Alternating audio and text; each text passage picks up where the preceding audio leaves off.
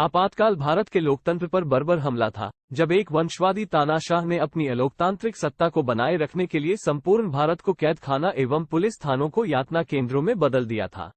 रातों रात विपक्ष के 1 लाख से अधिक नेताओं और कार्यकर्ताओं को गिरफ्तार कर जेलों में डाल दिया।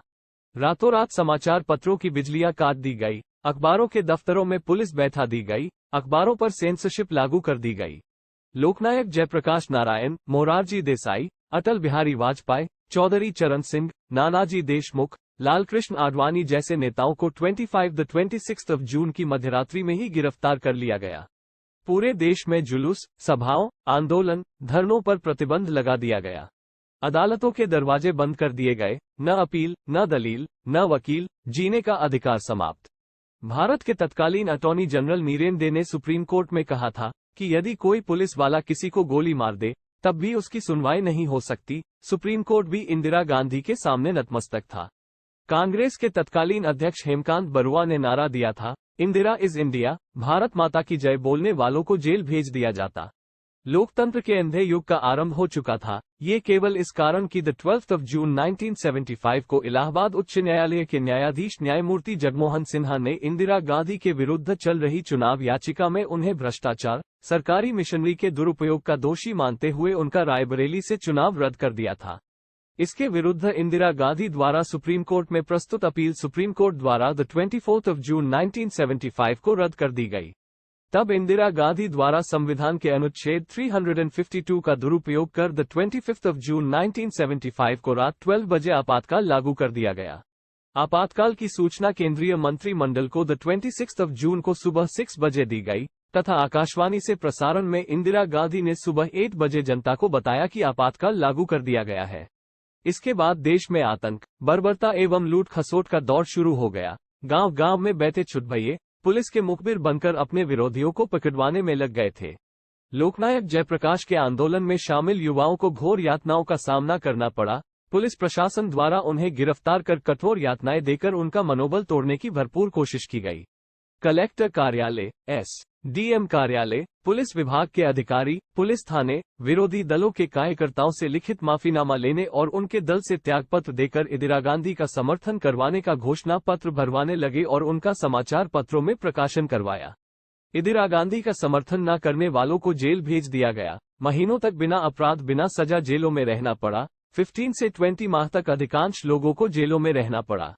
घर पर होने वाले शादी विवाह, अंतिम संस्कार, परिवारजन के गंभीर बीमार होने पर भी बहुत कठिनाई से कुछ दिनों का परोल मिलता था। परोल के इंतजार में शव के अंतिम संस्कार के लिए इंतजार करना पड़ता था, जिसकी खाना पूर्ति बहुत कठिन होती थी। अनेक परिवारों के 2-2, 4-4, 6-6 लोगों को गिरफ्तार कर जेलों में डाला गया था। परिवार में कोई कमाने वाला न रहे, परिवार की कमर टूट जावे, इसका पूरा प्रयत्न किया गया। देश मौन रहकर आपातकाल के दंश को झेल रहा था तथा बर्बरता को देख रहा था। बारात निकल रही, दूल्हा घोड़ी पर, बारातियों को लग गई हथकड़ी, शव कांधे पर शवयात्रियों को लग गई हथकड़ी। सार्वजनिक परिवहन बसों को रोककर कुंवारे युवाओं की नसबंदी कर दी गई। यदि पुलिस को किसी सामाजिक कार्यकर्ता की तलाश थी और वह नहीं मिल रहा था तो उसके परिवार को घर से बाहर निकालकर पुलिस उसके छोटे छोटे बच्चों को घर से निकालकर घर सील कर देती थी। विरोधी दलों के कार्यकर्ताओं को थानों में बर्फ की शिलाओं पर लिटाया गया, पंखों पर उल्टा लटकाया गया, जूतों में पेशाब करके पिलाई गई, नाखूनों को जंबूर से खींचने उनमें पिन चुभाने जैसे बर्बर अत्याचार किए गए। इसके अधिकांश शिकार युवा पीढ़ी के वो लोग हुए जो जेपी आंदोलन से जुड़े थे और जिनकी उम्र 20 से 30 वर्ष के भीतर थी। जुल्म केवल युवाओं पर नहीं बल्कि बुजुर्गों एवं पूरे देश पर हुए थे। बैरिस्टर उमाशंकर त्रिवेदी जो भारत की संविधान सभा के सदस्य थे, उन्हें यह आरोप लगाकर कि टेलीफोन के खंभे पर चढ़कर टेलीफोन के तार काट रहे थे। आपातकाल में गिरफ्तारी के समय उनकी उम्र 80 वर्ष थी। महान गांधीवादी विसर्जन आश्रम के दादाभाई नाइक को इसलिए गिरफ्तार किया गया कि उन्होंने इंदिरा गांधी की असंवैधानिक कार्यों का समर्थन नहीं किया। आपातकाल के दौरान जेलों में सैकड़ों लोग शहीद हो गए। आपातकाल के पीड़ित यातनाओं के कारण आज तक शारीरिक कष्ट भोग रहे हैं। कई परिवार तबाह और बर्बाद हुए हैं। हजारों लोग संसार से विदा हो चुके हैं। इतनी सारी पीड़ाएं, कष्ट एवं लोकतंत्र की परंपराओं का हनन भारत जैसा देश ही शांतिपूर्वक सहन कर सकता है। इंदिरा समर्थकों एवं सत्ता में बैठे चापलूसों ने इंदिरा गांधी को यह विश्वास दिला दिया था कि विरोधी दलों के लोगों को पूरी तरह से कुचल दिया गया है। चुनाव होने पर पुनः इंदिरा गांधी सत्तारूढ़ होगी।